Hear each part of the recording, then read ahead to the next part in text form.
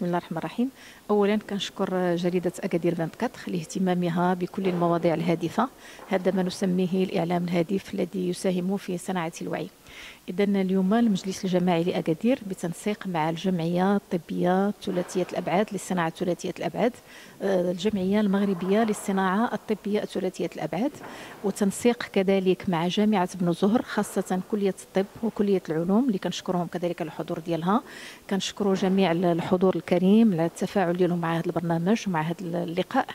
إذا هذه الأيام الأولى الطبية سميناها الأيام الأولى الطبية، وإحنا ربما نتساءل لماذا هذا التوقيت بالضبط؟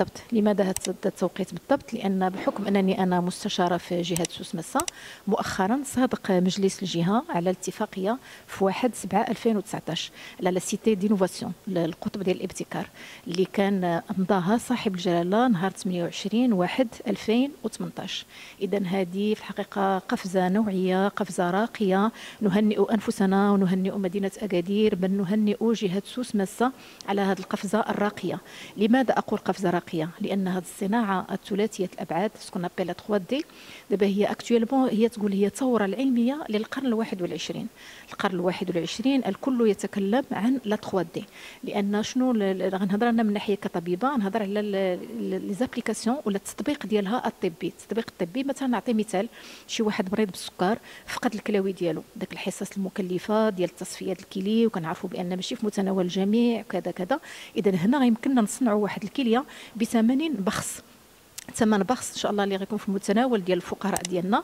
ثمن من زياده على الثمن البخس، الدقه في الصنع، الدقه في الصنع والوقت كذلك، ما يبقاش ديك المده ديال الانتظار اللي كانت داك الصناعه التقليديه اللي كانت باهظه الثمن. مثلا شيء مثال اخر، الناس هذا العصر هذا ولا راه قالوها في العروض بان كلشي ولا عنده الركابي ديالو كيضروه العظام، ولو شباب ولا حنا كنشوفوهم في الايام ديالنا. اذا كتمشي كتقول غتبدل له الركبه ديالو، كتوصل حتى 4 المليون، من 2 المليون ونص حتى 4 المليون. اذا بهذه الصناعه قبيله درناها في العرض انها توصل 5000 درهم متناول الجميع، ماشي بحال 4 المليون 2 مليون 3 المليون. غتكون يعني الوقت ما غيخرجش بزاف، التكلفه قليله جدا. هنا اجتمعنا اليوم وقلنا حنا يدا في يد، لما تكون الفاعل السياسي زائد المجتمع المدني زائد الجامعه زائد الحمد لله نهنئ انفسنا بكليه الطب والسي اش او اللي غيتفتح قريبا ان شاء الله، كليه العلوم كذلك البحث العلمي، لا سيتي دونوفاسيون رجع معنا السيد الممثل ديال لا سيتي دونوفاسيون. اذا لن يكون ان شاء الله بهذه الجهود كلها متكامله لن يكون الا الخير، ولن تكون الا المصلحه العامه لمدينه اكادير ولجهه سوس مسا، واول من سيستفيد وهذا الذي يفرحني كثيرا الفقراء المرضى لمدينه اكادير بل لجهتنا كلها. وشكرا مره اخرى، شكرا جزيلا. On peut fabriquer maintenant des implants de façon additive et de façon très économique. Et au lieu de payer par exemple un prix très très cher, il va se réduire, divisé par 10 le prix d'une prothèse par exemple ou des implants de la colonne vertébrale. Cette nouvelle technologie, c'est la révolution du 21e siècle. C'est-à-dire elle va apporter beaucoup d'économies pour le pays. Elle va entraîner bien sûr le pays émergent dans ce plan développement et ce plan croissance. Et il va être bien sûr le premier pays africain au niveau bien sûr international sur l'impression 3D. Et cette impression 3D, elle est même d'évolution un peu timide au niveau mondial, puisque la plus grosse part de fabrication additive, c'est aux États-Unis. Et la technologie actuellement, c'est l'impression 3D qui réduit le prix, qui réduit la matière, qui réduit l'usinage. Au lieu d'usiner par exemple 10 prothèses, on usine juste une prothèse qui est adaptée au patient et qui est vraiment une prothèse personnalisée. Et le plus important de cette initiative, que ça fait 7 ans que je travaille là-dessus sur cette impression 3D, et là j'ai fondé l'association il y a 3 ans avec des collègues médecins ici d'Agadir, et surtout mon but, j'ai envie de donner quelque chose à Agadir. Et j'ai envie de faire un salon international, une convention internationale, de faire venir des entreprises internationales de fabrication additive, que ce soit mécanique, industrielle, commerciale, scientifique, et que tout le monde doit profiter de ça. C'est-à-dire les artisans, l'artisanat marocain par exemple, les mécaniciens, même les agriculteurs, les architectes, donc de tous les domaines, l'aérospatiale, puisqu'on a un pôle d'aérospatiale au Maroc qui va profiter bien sûr de ça.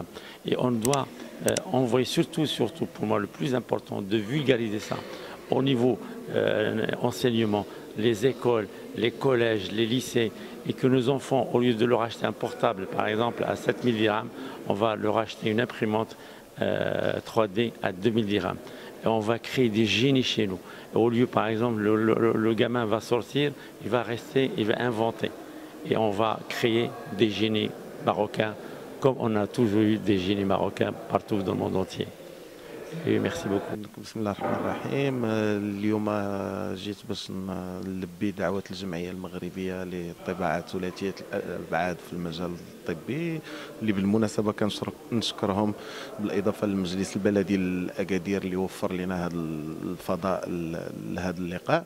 إذا ما يتعلق بالطباعة ثلاثية الأبعاد في مجال طب الأسنان هي أصبحت شي مزاولة يومية، واحد الحاجة اللي كنقوموا بها كل نهار، لا في مجال تقويم الأسنان، لا في مجال الجراحة، لا في مجال التجميل، واللي كتمكننا أننا نقوم بواحد العمل في مستوى عالي جدا من ناحية الجودة، بالإضافة إلى خفض التكلفة بواحد الطريقة خياليه، نظرا لانه كاين الاشياء دابا اللي الاثمنه ديالها بالطباعه ثلاثيه الابعاد نقدروا نقسموا التكلفه ديالها على اثنان ونربحوا الوقت والتكلفه، وبالاضافه الى واحد الجوده لا يمكن مقارنتها مع اي تقنيه اخرى تقليديه. وكنتمنى انه هذا اللقاء يكون بادره باش هذه التقنيات تتطور اكثر فاكثر في اكادير، لان في الحقيقه الصعوبات الوحيده اللي كنواجهوا